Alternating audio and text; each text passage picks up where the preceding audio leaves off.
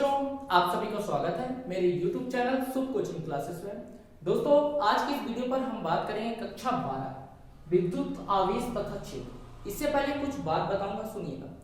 अब क्या हुआ, अभी तक तो 11वीं का पेपर चल रहा था। हमने सोचा चलो 11वीं ज्यादा मेहनत नहीं की है तो 12वीं क्यों ना मेहनत कर ले। तो आपके लिए पहली बार मैं अपने YouTube पर पूरा क्वेश्चन यानी पूरा टॉपिक वाइज लेकर आने वाला हूँ अध्याय को, फिजिक्स का। तो ये गर्मी आपके लिए रामबाण है। हर बच्चे का सपना होता है कि नहीं मैं 12वीं तो अब मेहनत करूंगा ना, मेहनत कर क्यों नहीं पाता, क्योंकि उसको कंटेंट नहीं मिलता। अब पहली बार YouTube पर मेरे कंटेंट मिलेगा। YouTube ही एक ऐसा साथी है जहां पास हम अच्छा कंटेंट मिल सकते हैं। मेरे पास तो कोई स्मार्ट बोर्ड तो नहीं है, लेकिन एक व्हाइट बोर्ड है जिसके द्वारा मैं आपको अच्छा कंटेंट दे सकता हूँ। तो वीडियो तक लास्ट तक जरूर जुड़े रहिए। अगर वीडियो अच्छा लगता है तो मेरे चैनल को लाइक कीजिए, अगर और भी अच्छा लगता है तो मेरे चैनल को सब्सक्राइब भी कीजिए, अगर ज्यादा ही अच्छा लगता है तो मेरे चैनल को शेयर भी कीजिए। तो चलते हैं टॉपिक पर। हमारा टॉपिक क्या है? विद्युत आवेश तथा क्षेत्र। अब क्या होता है, आवेश क्या होता है? आवेश तो सोचने वाली बात है।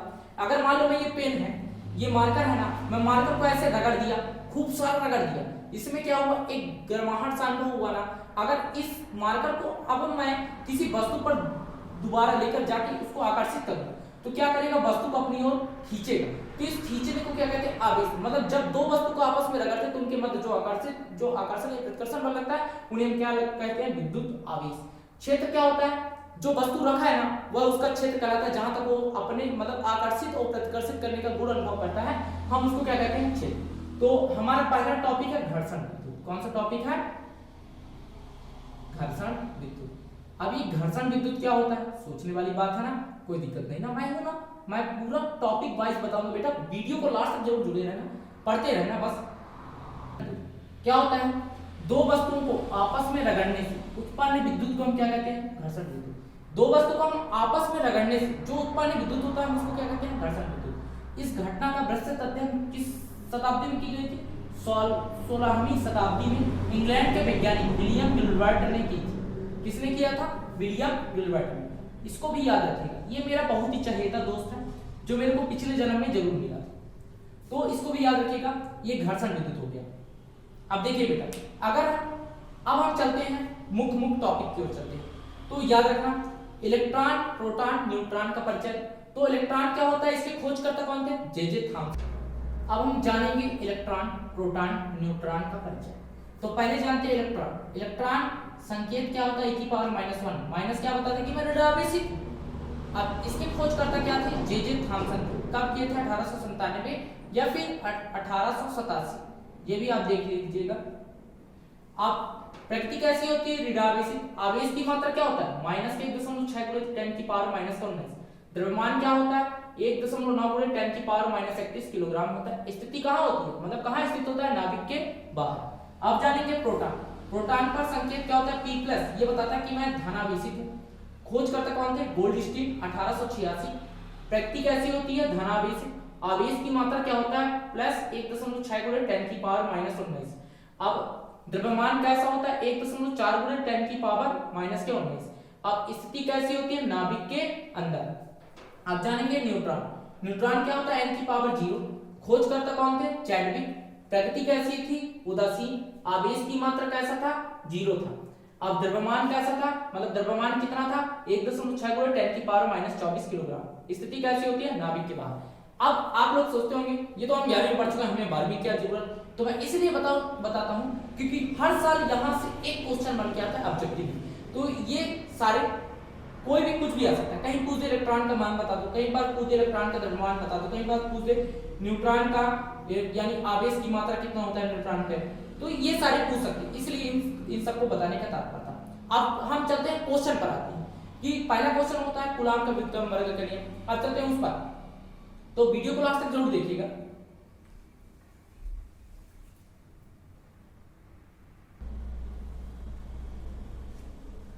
अब चलते हैं कूलाम की व्युत्क्रम वर्ग करिए। क्या होता है कूलाम के व्युत्क्रम वर्ग? ये 1785 में मेरा एक दोस्त मिला था जो फ्रांसीसी भौतिक शास्त्र है, क्या नाम था? Charles Augustin Coulomb. ये मेरा दोस्त मतलब 2 जन्म पहले का मित्र था। अब देख ये बोला क्या था, किसी भी दो आवेशों के मध्य, कोई दिक्कत नहीं, कोई भी दो आवेश हैं उनके मध्य लगने वाला आकर्षण या प्रतिकर्षण बल, आकर्षण या प्रतिकर्षण बल, उन आवेशों क्या होना चाहिए? गुणनफल के अनुक्रमानुपाती एवं उनके बीच की दूरी के वर्ग के व्युत्क्रमानुपाती ही होना चाहिए। मान लीजिए यहाँ पास कोई आवेश है, क्या है Q1, यहाँ पास कोई आवेश क्या है Q2, बीच की दूरी क्या है r, कोई दिक्कत नहीं ना। अब क्या बोल रहा है, मान लो यदि Q1 तथा Q2 आवेश एक दूसरे से r दूरी पर स्थित हो तो उनके बीच लगने वाला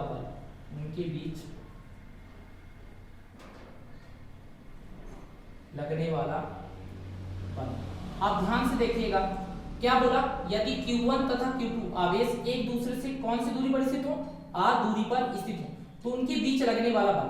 पहला क्या बोला, किन्हीं भी दो आवेशों के मतलब लगने वाला आकर्षण या प्रतिकर्षण बल उन आवेशों के गुणनफल के क्या होना चाहिए, अनुक्रमानुपाती वाली बात लाया ना, तो यहाँ पास लिख लो अप्रोपोर्शनल, कौन से आकर्षण या प्रतिकर्षण उन आवेशों के गुणनफल के अनुक्रमानुपाती। तो आवेश क्या है यहाँ पास Q1 Q2 है ना, यहाँ पास लिख लो Q1 और यहाँ पास क्या लिख लो Q2।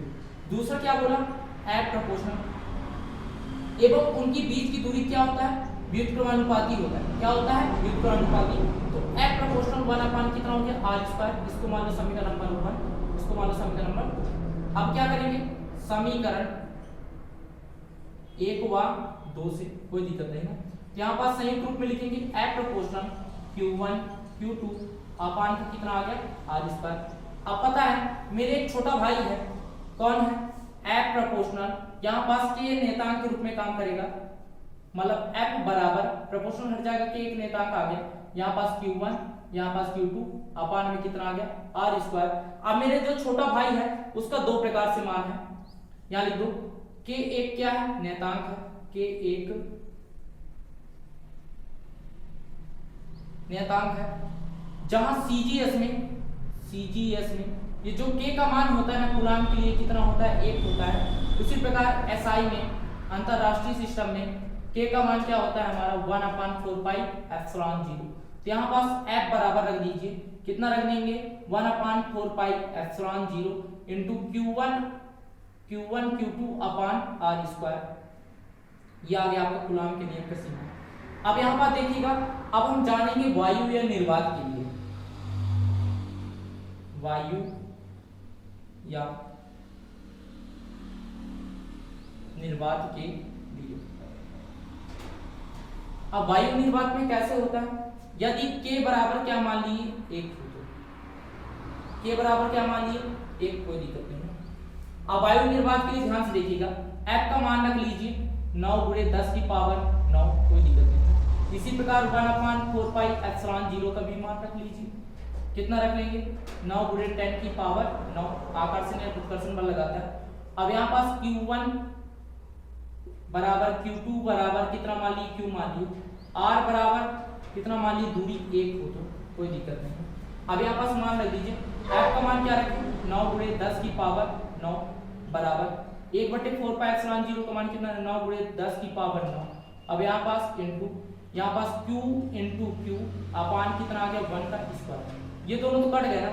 अब ये एक इधर गया तो एक आ गया, यहाँ पास Q² आ गया, तो Q बराबर कितना मिला ±9, मतलब एकांक आवेश के लिए, मतलब आवेश का मान कितना होना चाहिए ±1 में होना चाहिए। अब जानेंगे कूलाम के नियम की सीमाएं। याद रखना कूलाम के नियम की सीमाएं क्या होती हैं, सीमाएं ध्यान से समझिएगा। ये जो होता है ना आवेश, यह बिंदु आवेश के लिए होता है। किस आवेश के लिए होता है, बिंदु आवेश के लिए, गतिशील आवेश के लिए नहीं, बिंदु आवेश के लिए है, गतिशील आवेश के लिए नहीं है।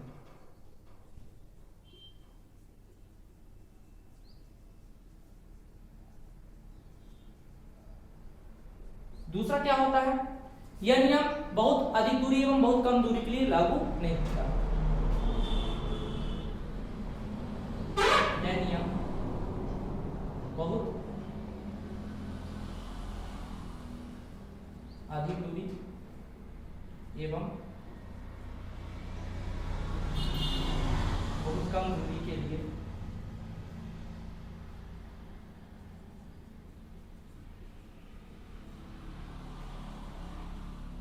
लागू नहीं होता है। तो आज हम लोग पढ़े, पहले क्या पढ़े, स्थिर विद्युत, फिर हम कुछ वैज्ञानिकों के बारे में जाने, फिर उसके बाद कूलाम का व्युत्क्रम वर्ग का नियम, हम कूलाम के व्युत्क्रम वर्ग के नियम में जाने, कूलाम के व्युत्क्रम वर्ग का नियम क्या होता है वो पहले जानेंगे। अब उसको हम सूत्र की भाषा से भी थोड़ा जानेंगे।